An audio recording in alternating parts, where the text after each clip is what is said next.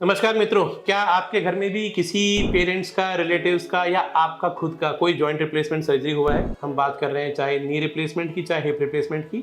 तो कुछ बेसिक भ्रांतियां आपके दिमाग में आती हैं कि मैं कब से चल फिर पाऊंगा, मैं मूवमेंट कब से कर पाऊंगा, मैं स्टेयर्स कब से चढ़ उतर पाऊंगा, मैं ड्राइविंग कब से कर पाऊंगा, मैं थोड़ा बहुत वर्कआउट करना चाहता हूं तो वो वर्कआउट कर पाऊंगा या नहीं, या मैं जिम जा सकता हूं कि नहीं।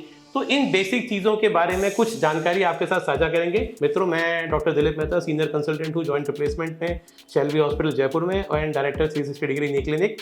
सो हम बात कर रहे हैं एक basic standard knee and hip replacement के पेशेंट की, जिसके अंदर हम और कोई कॉम्प्लिकेशन के बारे में बात नहीं करेंगे।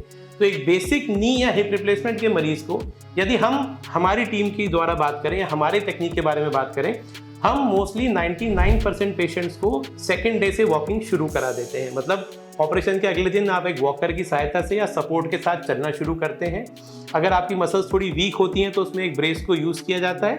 ये प्रक्रिया चलती है 12 से 14 दिनों तक, जब तक आपके सूचर्स या टाँके निकाले जाते हैं। उस समय आपको मोटा मोटा सीढ़ियाँ चढ़ाना शुरू कर दिया जाता है। आप एक आध फ्लोर आराम से चढ़ सकते हैं, उतर सकते हैं सपोर्ट के साथ। घर में आपकी फिजियोथेरेपी चल रही होती है। ग्रेजुअली 2 से 3 वीक के ऊपर यदि पेशेंट पूरी तरह एक्टिव है तो 3 वीक्स के ऊपर मोस्टली 70 से 80% मरीज ड्राइविंग शुरू कर सकते हैं। हम रेकमेंड करते हैं कि आप एक मिड हाइट व्हीकल को यूज करें, बहुत ज्यादा लोअर सेडान को यूज नहीं करें, बहुत ज्यादा हायर एसयूवी को यूज नहीं करें।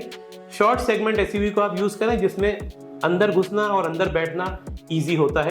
यदि सीट ज्यादा नीचे है तो आप उसके ऊपर एक 4 से 6 इंच का कुशन जरूर यूज करें मित्रों, ये बहुत ज्यादा इंपॉर्टेंट है। बहुत ज्यादा इंपॉर्टेंट है कि आपका फिजियोथेरेपिस्ट से आप पूछें कि मुझे कितनी सहजता से गाड़ी में बैठना है और गाड़ी में उतरना है या गाड़ी में चढ़ना है, क्योंकि ये बहुत ज्यादा इंपॉर्टेंट है। यदि हिप रिप्लेसमेंट किया है तो हिप रिप्लेसमेंट में हम इंटरनल रोटेशन मूवमेंट को अवॉइड करते हैं। उसके अलावा हम बात करते हैं एक्सरसाइजेस की।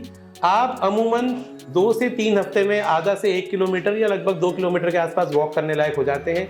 हम रिकमेंड करते हैं कि आप घर के बाहर आराम से, अगर फ्लैट सरफेस है तो उस पर घूमें। प्रॉपर शूज का इस्तेमाल करें, नंगे पैर, चमड़े की चप्पल, ग्लाइडर्स, फ्लोटर्स यूज नहीं करें।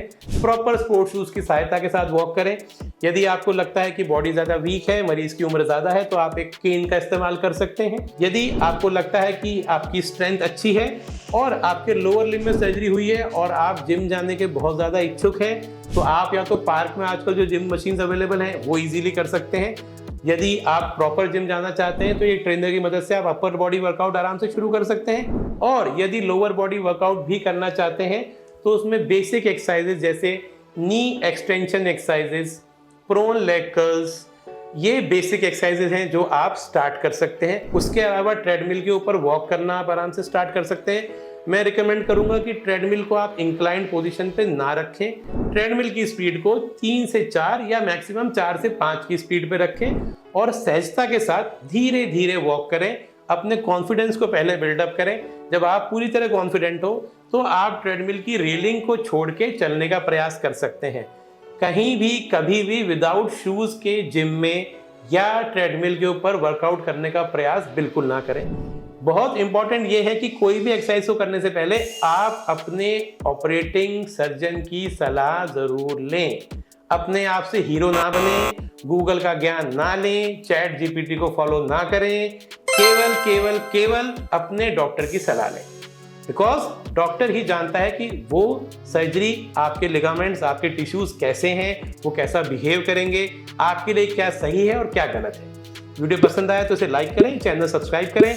आपकी कोई भी भ्रांति हो, क्वेरी हो, उसके लिए डायरेक्टली डीएम करें, हम आपसे टच में रहेंगे। धन्यवाद।